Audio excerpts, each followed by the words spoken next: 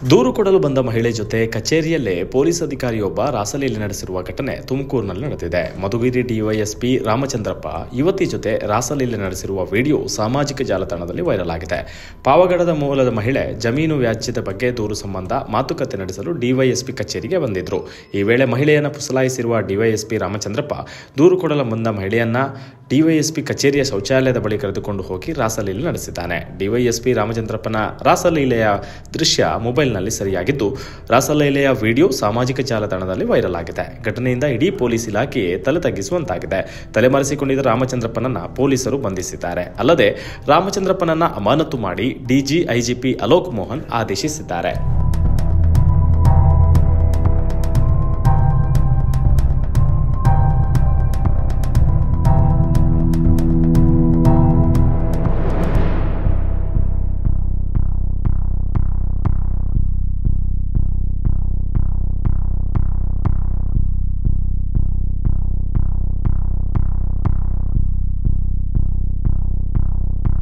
ಸತ್ಯ, ಸ್ಪಷ್ಟ, ನೇರ ಸುದ್ದಿಯೊಂದಿಗೆ ಯು+ ಟಿವಿ. ಇದು ಹೊಸತನದ ಸಂಕಲನ.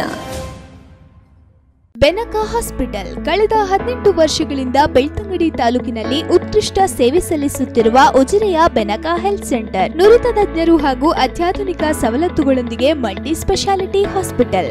Benaka health centre, main road, Ujire. ಸಂಪರ್ಕಿಸಿ 08256236742.